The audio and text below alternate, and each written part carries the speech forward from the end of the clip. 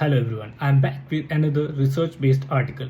सो आज की वीडियो में मैं ये बात करने जा रहा हूँ कि हम हैमस्ट्रिंग के मीडियल और लैटरल पार्ट को कैसे आइसोलेटेड वे में असेसमेंट कर सकते हैं या इन्हें हम कैसे आइसोलेटेड वे में ट्रेन कर सकते हैं। इसके लिए हमें ये जानना जरूरी है कि हैमस्ट्रिंग का मीडियल पार्ट या लैटरल पार्ट नी फ्लेक्शन के किस एंगल पे ज्यादा वर्क करता है। बिकॉज हैमस्ट्रिंग का रोल क्या है, नी flexion.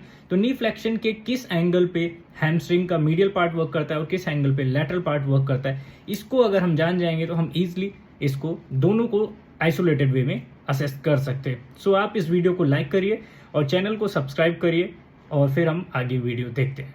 So as you can see in this research article, so here is the purpose of the research article. So what is the purpose?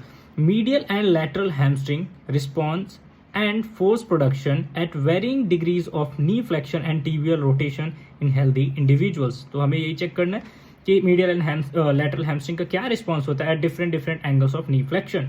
Okay, so what is the background of this research article? So hamstring weakness is a contributor to lower extremity pathology. We all know it. And influence of knee flexion and tibial rotation on hamstring muscle activation and knee flexion force has not been documented in our literature. So obviously हमने इस literature में इसे नहीं पढ़ा हुआ है कि किस एंगल पे क्या हैमस्ट्रिंग का कौन सा मसल ज़्यादा फोर्स प्रोड्यूस कर रहा है। सो मेथड क्या था इस रिसर्च को कंडक्ट करने का? सो method was that 18 young healthy adults were recruited. 18 young healthy adults were recruited and इनको different angle पर हैमस्ट्रिंग का मैक्सिमम वॉलेंट्री आइसोमेट्रिक कॉन्ट्रैक्शन कराया गया और चेक किया गया कि किस एंगल पे कौन सी मसल ज़्यादा वर्क कर रही है। सो एंगल वो 15 degree, 30 degree, 45 degree, 60 degree, 75 degree and 90 degree, in 6 angles पर चेक किया गया कि किस समय हैमस्ट्रिंग का कौन सा पार्ट ज़्यादा अच्छे से परफॉर्म कर रहा है।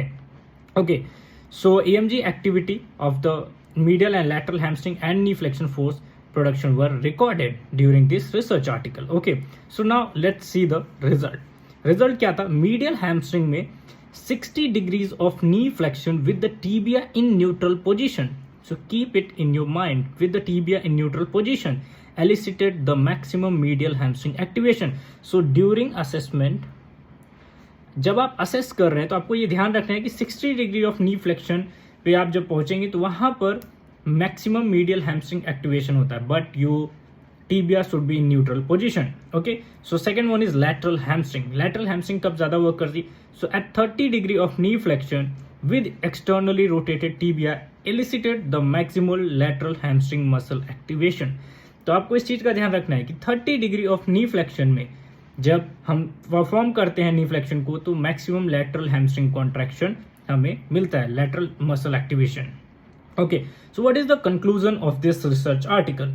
So this study reported that bye altering the knee flexion angle and the lateral hamstring created greater torque eight more extended knee angles. जितना आप पैर को एक्सटेंड कर रहे हैं, लाइक फ्लेक्शन में ही जितना एक्सटेंडेड है उसमें मैक्सिमम एक्सटेंडेड लाइक 30 डिग्री पे मैक्सिमम फोर्स प्रोड्यूस करता है आपका lateral part of the hamstring, ठीक है, एट 30 डिग्री। ओके, और सेकंड वन क्या था कि जैसे ही and medial hamstring produce higher torque values at more flex knee angles. जैसे ही नी फ्लेक्स होता है, तो वहां पर हैमस्ट्रिंग का मीडियल पार्ट ज्यादा वर्क करता है। सो लैटरल कब वर्क करता है? जब आपका नी कम फ्लेक्स है, लाइक अराउंड 30-45 डिग्री। जब आपका नी ज़्यादा फ्लेक्स हो जाता है, इट गोज अराउंड 60-65 डिग्री, तो वहाँ पर मीडियल पार्ट ज़्यादा अच्छे से वर्क करता है। So this research provides key insights about the scientific knee specific knee joint angles and tibial orientation that may be performed in exercise prescription for maximising hamstring activation. आपके patient को अगर आप exercise provide कर रहे हैं या उसका assessment कर रहे हैं तो इन दो चीज़ों का बहुत ध्यान रखना है कि 30 डिग्री पे आपका हैमस्ट्रिंग का लैटरल पार्ट बेटर वर्क करता है, मैक्सिमम पीक परफॉर्मेंस करता है, एंड 60 डिग्री पे medial part in neutral tibial position. Okay, so here I am showing you medial hamstring activation graph. So यहाँ पर देखना है, this is the percentage of contraction, ठीक है, एंड यहाँ पर नी फ्लेक्शन है 30 डिग्री, 45 डिग्री, 60, 75, 90, 105। सो यहाँ पर जो मीडियल हैमस्ट्रिंग है वो 60 डिग्री पे इसका पीक परफॉर्मेंस रहता है इन neutral tibial position. Okay, 60 degree पे पीक परफॉर्मेंस रहता है। यहाँ पर लैटरल हैमस्ट्रिंग एक्टिवेशन है, तो यहाँ पर आप सभी एंगल्स देख सकते हैं, बट जो 30 डिग्री पर इसका पीक परफॉर्मेंस रहता है इन externally rotate tibia. Okay, so here you can see that 30 degree of knee flexion with externally rotated tibia elicited the maximum lateral hamstring activation. Okay, so ये दोनों चीजें आपको ध्यान रखेंगे, इवन आप ट्रीटमेंट प्रोवाइड कर रहे हैं या आप असेस कर रहे हैं, दोनों बातों का ध्यान रखना है कि 30 डिग्री मतलब लैटरल हैमस्ट्रिंग ज्यादा वर्क करी, 60 डिग्री मतलब मीडियल हैमस्ट्रिंग। जितना आप फ्लेक्स होते जाएंगे, नी को करते जाएंगे, उतना ही मीडियल हैमस्ट्रिंग इन्वॉल्व होती जाएगी। एक्सटेंड में है तो लैटरल हैमस्ट्रिंग। इसीलिए जब आपका, मैं अभी पिछले वीडियो में अगर आप देखेंगे मैंने बताया था कि जो इंजरी होती है लाइक लेट स्विंग फेज में, तो वहां पर बाइसेप्स फेमोरिस का लॉन्ग हेड इंजर्ड होता है, बिकॉज वो अराउंड 30 डिग्रीज के 20-30 डिग्रीज 15 डिग्रीज जिस पे भी वो लैंड हो रहा है, तो वहां पर क्या होता है कि हैमस्ट्रिंग इसेंट्रिकली अपने को कॉन्ट्रैक्ट करती है और वहां पर बाइसेप्स फेमोरिस लॉन्ग हेड ज्यादा इंजर्ड होता है।